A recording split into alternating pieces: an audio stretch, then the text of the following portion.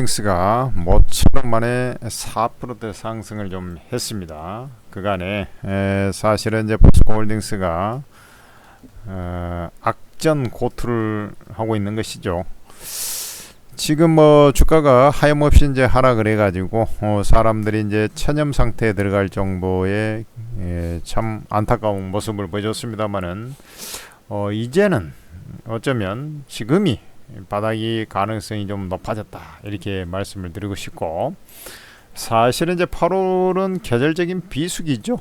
비수기에 주가가 좀 올라가기는 쉽지 않아요. 그래서 이번에 이제 그 서킷 브레이크가 나오면서 주가가 급락한 이후에 원래 2분기 실적은 비교적 양호했습니다. 예상보다 워낙에 기대치가 낮아져 있었기 때문에 그럼에도 불구하고 반등이 도통 안 되고 있었는데, 오늘 이제 모처럼 그 지수 및 다른 뭐 반도체라든지 빠르게 움직인 종목들하고의 어떤 키 맞추기 현상이 나왔다 이렇게 보시면 돼요.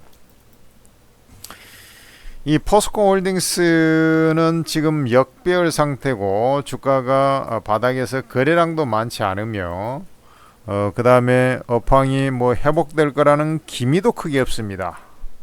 그렇지만은 저는 바닥에 거의 왔다라고 좀 판단하는 이유가 있는데, 그것은 첫째는 지금 그 철강 쪽에서 이제 조선사하고 이제 후판이 있어요. 후판, 조선용 후판이 있는데, 후판이 여러분들 뭔지 아시면 배가 이제 그 다 판때기로 철판으로 돼 있잖아요. 그게 이제 우리가 이제 0.6cm 이상 두꺼운 이 후판, 그래서 이제 배가 철판이 이제 많이 들어가지 않습니까? 아이 배 큰 놈들은 뭐 얼마나 큽니까? 대형 컨테이너선 이런 것들 보면은 뭐 한 150m씩 되는데 길이가 100m 이상씩 돼요. 얼마나 크냐고 이게. 그런데 이게 이제 철판 판때기가 이제 들어가지 않습니까? 6mm 이상, 그러니까 이 워낙에 수요가 이제 많이 차지하는 것인데, 이게 조선사에서 중국판 중국 이제 조선도 그간에 힘들었잖아요. 그러니까 중국 거 갖다가 중국은 뭐래도 좀 싸게 만들잖아요. 그래서 이제 중국 거 갖다가 많이 써버렸어요. 그래서 참 우여곡절을 많이 겪었는데, 얘가 지금 그 사실 판매량은 그렇게 뭐 크게 는 것은 아니에요. 중국 걸 많이 써버리니까 판매 가격도 조금 떨어졌어요. 그래서 후판 쪽에서 상당히 어려움이 있었는데, 제가 계산을 쳤을 때 하반기에는 후판 가격을 더 내리기가 쉽지 않다, 나는 이런 생각을 해요. 올리기도 좀 안 올려주려고 조선사는 막 하겠죠, 어떻게든. 그러나 올리기도 쉽지 않을 것 같지만 최소한 더 내리기는 힘들다. 왜 그러냐면 조선사가 원래는 코로나 엔데믹 이후에 이제 뭐 수주가 이제 그 해운선사에 막 발주를 냈지 않습니까? 그러고 나서 했는데, 이게 이제 고금리로 팍 올라가니까 좀 뜸할 거라고 이제 생각을 한 거예요. 근데 이제 빠르게 이제 금리 인하가 생각보다 빠르게 이제 좀 진행될 소지가 좀 높아지면서 다시 해운선사들이 발주를 시작한 거거든요. 그래 이제 요게 뭐 조선 업종이 이제 좋아지니까 뭐 역시 그 곳간에 뭐 쌀이 좀 쟁겨져 있어야지, 있는 집안에서 결국 곳간에 좀 뭐가 쟁겨져 있어야지 그 인심이 나는 거 아니겠습니까? 그래 조선사에서도 후판 가격을 더 하락시키기는 좀 쉽지 않다. 인상을 해주거나 동결하거나 뭐 이런 쪽이 아니겠나, 이렇게 이제 첫째 생각이 돼요. 그 다음에 이제 이 봉형각류, 물론 이제 그 IT에 연관된 그 철판대기는 조금 뭐 그럭저럭 괜찮아요. 근데 이제 그 철판 수요가 이제 별로 없기 때문에, 그 봉형각류는 우리가 말하는 이제 철근 종류거든요. 이게 철근 종, 형각류는 좀 틀립니다만은 이 봉강 뭐 이런 것은 우리 이제 철근 같은 것들인데, 이 우리나라 이제 금리나 목전에 있잖아요. 그래서 지금 안 좋은 것은 사실이에요. 근데 이제 요 수도권 중심으로 해서 아파트 가격 꿈틀꿈틀하는 게 이제 금리나 기대 심리를 좀 반영하고 있는 거거든요. 아직 뭐 뭐 건물을 뭐 짓고 건축허가 면적이 늘어나고 그런 거 없죠. 그렇지만 앞으로 결국에는 금리 인하 사이클이 되면서 이쪽은 조금씩 개선의 소지가 이제 늘 좀 있다. 개선 소지가 있다. 금리 인하 되면서 봉황 현강류가 이렇게 개선의 소지가 있다. 세 번째, 미국이 금리 인하를 하게 되면 우리나라도 금리 인하를 할 것인데, 이걸 좀 잘 알아야, 이 메커니즘을 좀 알아야 돼. 이런 판때기를 잘 모르면은 이 큰 수익을 잡아낼 수가 없어요.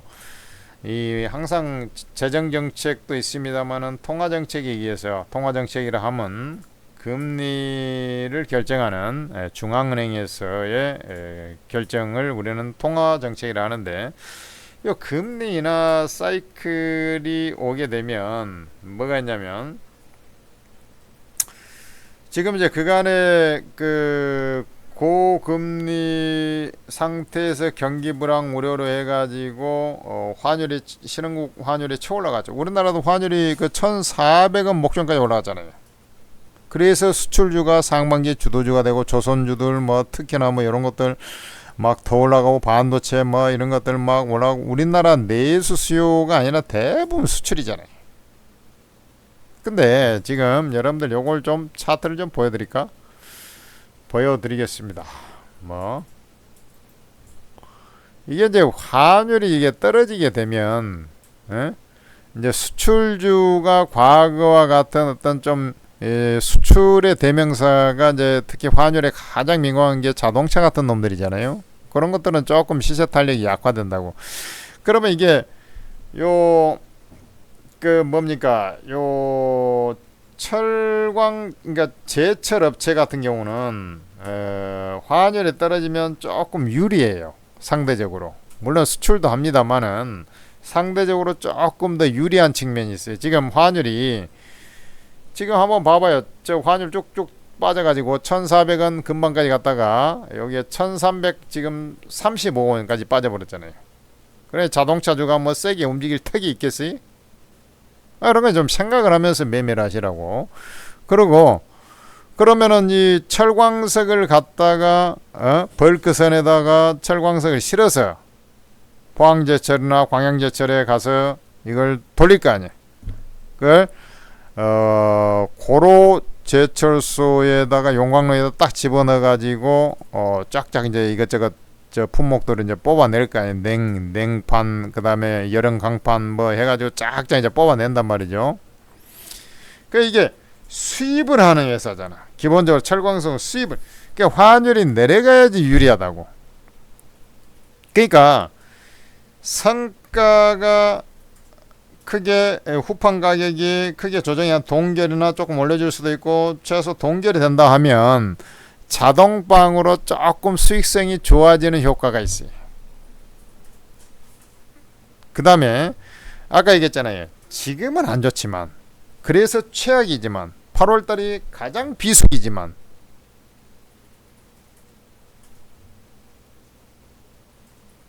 이제 앞으로 건설 금리 인하하면서 건설 경기가 조금씩 좋아질 개연성이 있고, 그 다음에 그것을 시발점으로 해서 시차를 두고서 2차 전지와 연관된 자회사들 실적도 조금씩 개선될 것이고, 그러면 지금이 바닥일 가능성이 좀 농후해 보인다, 이렇게 이제 판단하는 거예요. 개인 투자들이 버티다가 다 털고 있습니다. 안타깝다, 나는 이렇게 말씀드리고 싶어요. 요게 지금 그 검색 상위에 뭐 수개월 전까지만 해도 뭐 예를 들어서 인기 검색 상위 30종목에 20종목에 뭐 30종목 합시다. 30종목이 한 7개씩 있었어요. 뭐 한 3개월 전에 한 서너 개 보입니다. 8월달 돼가지고 개박살이 나고 나니까 개차반이 너나 할 것 없이 개차반이 나니까 2차 전지 업체가 하나도 안 보여요. 다 죽었다는 거지. 어쩌다가 간혹가다 에코프로 하나 보이거나 뭐 어디 뭐 LG에너지솔루션 뭐 이게 잠깐 뭐 저 끄트머리 하나 올라 있고 막 그런 정도입니다. 그만큼 죽어버렸다는 얘기지. 체념을 한 겁니다. 그리고 개인이 털어버린다는 얘기지. 나중에 신용 반대 매매 나고 서킷 브레이커스 나오면 뭐 해갖고 이제 다 털리고 나서 그것을 다시 안 사는 거예요. 워낙에 사람이 골마 터져가지고 심장이 벌렁벌렁 해가지고 이것을 너무 스트레스 받아가지고 개인 투자자들이 이게 손바뀜이 보이지 않는 손에 인비저블 핸드, 보이지 않는 손에 의해서 뭐 하듯이 약간 여기에 손바뀜이 시나브로 나오고 있어요. 그런데 아까 제가 말씀드렸잖아요. 업황은 여전히 안 좋은데, 안 좋기 때문에 크게 호전될 가능성은 별로 없지만 주가가 바닥을 먼저 찍게 되는 거죠. 그게 제일 어려운 거예요. 바닥을 잡는데 업황은 누가 봐도 아직도 불확실해. 그러지만은 이 매출량이 늘어날 수 있는 상황도 아니에요. 매출액이 늘어날 상황도 아니에요. 근데 주변 요소에 의해서 조금 수익성이 개선될 소지가 있다. 제가 이렇게 말씀드렸잖아요. 환율 효과. 그 다음에 이제 기대 심리가 이제 금리 인하되면서 좀 좋아질 개성. 중국에서 부동산 경기가 안 좋다 보니까 자꾸 중국의 철강 제품들이 덤핑 처리해가지고 우리나라로 굴러 들어오는 그런 구석이 있는데, 중국도 정권 유지를 위해서 어쨌든 계속해서 모종의 그 금리 인하 효과를 좀 보여주고 있고, 금리 인하를 좀 해주고 있고, 그 다음에 부동산 정책을 앞으로도 조금씩 붕괴되지 않게끔 자꾸 모종의 정책들을 낼 거로 보고 있습니다. 그래서 포스코도 지금 너무 안 좋고, 진짜 이게 바닥 맞습니까? 좀 올랐다 또 꼬꾸로 자빠지는 거 아니겠습니까? 이런 이제 하도 많이 당했기 때문에 이골이 난 거죠. 그렇지만 또 거래량도 없어요. 주가 보면은 지금 거래량이 있습니까? 거래량이 없죠. 그러니까 약간의 쇼커버링성 매수세가 좀 들어왔겠구나. 누가 들어왔겠어? 외국인 기관이지 뭐 뻔하지 뭐. 그렇잖아요. 한번 볼까요? 외국인 기관이 한 7만 주씩 샀네. 그죠? 그러면서 좀 올라온 거죠. 그렇지만 최근에 바닥에서 조금씩 이제 얘들이 좀 손바뀜이 나오고 있지 않습니까? 외국인 기관으로. 그래서 여기 이제 모멘텀은 좀 약하지만 또 조금 올라오면은 저항들을 이렇게 소화를 하면서 올라가야 되잖아요. 그래서 일단은 얘들이 이제 이 추세를 좀 벗기로 올라올 겁니다. 그래서 이런 이제 자리로 기술적 반등을 하고 나서 서서히 추세를 좀 벗겨 나가는 그런 일련의 과정들이 좀 진행될 거예요. 그래서 이런 이제 저항 자리를 뚫고 올라오고 나서 쉬었다가 또 눈치 봐가면서 이렇게 움직이는. 그래서 어차피 9월 달에 금리 인하는 거의 기정사실이라고 나는 보고 있어요. 미국이. 그럼 우리나라 같은 경우 10월 달에 정도 가면 또 눈치껏 해갖고 지금 인하 한번 해야 돼요. 우리나라가 원래 미국보다도 6개월 전에 금리 인하 시작했다고요. 예? 6개월 만나 우리나라 8월 달에 해갖고 미국은 그 이듬해 3월 달에 금리 인하 시작했으니까. 그죠? 반년 이상 우리가 먼저. 그래요. 원래는 우리나라가 올릴 때 미국이 막 자이언트 스텝, 빅 스텝으로 올릴 때 금리를 한 4%까지 올려놔서 3.5%에서 딱 혹시라도 이제 이게 문제될까 봐서 덜덜덜 떨다가 한은에서 그 금리 인상을 안 하고 이제 있어버려가지고 지금 이렇게 더 안 좋은 상황이 벌어진 거예요. 인상할 때는 인상하고 내릴 때는 내릴 줄 알아야 되는데 덜덜덜 떨고 있다가 그냥 딱 멈칫해 버린 거죠. 그 후유증이 지금 나오고 있다는 것을 알아야 돼요. 경기 회복도 그래서 우리나라가 더 더디게 갈 거예요. 그렇지만 어쨌든 그런 시나리오가 나올 거로 나는 보고 있기 때문에 앞으로 좀 좋아질 것을 감안하면 주가가 이제 항상 선행성이 좀 있지 않습니까? 그래서 지금이 바닥에 이제 왔다라고 이제 판단이 돼요. 그래서 여러분들께서 쭉 그냥 들고 가는 그런 전략, 그리고 매수해도 되는 전략이다. 저는 이렇게 감히 말씀을 드리겠습니다.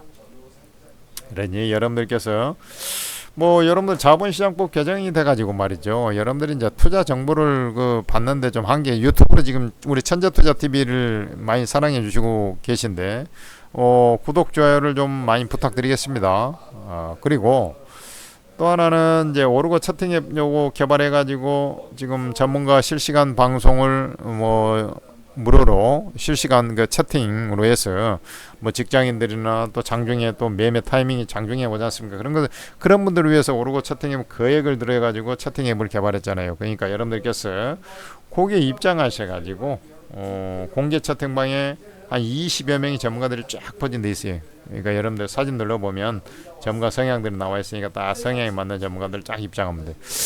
참고로 이제 2차 전지로 이런 포스코 홀딩스로 대박을 냈던 최고점에 팔아가지고 아주 뭐 박수갈채를 많이 받았던 전문가들이 있고 에코프로 초대박을 내고 뭐 했던 전문가들이 있는데 그분들이 아무래도 좀 잘할 거 아닙니까? 그런 사람들이 이제 김민균 대표, 저구선생 뭐 이런 사람들이에요. 배터리 박사들입니다. 그래서 그쪽에 좀 입장을 같이 하시면 더 도움이 많이 될 거로 보고 있습니다. 오르고 앱을 다운받아서 투자에 많은 도움 받으시기 바랍니다.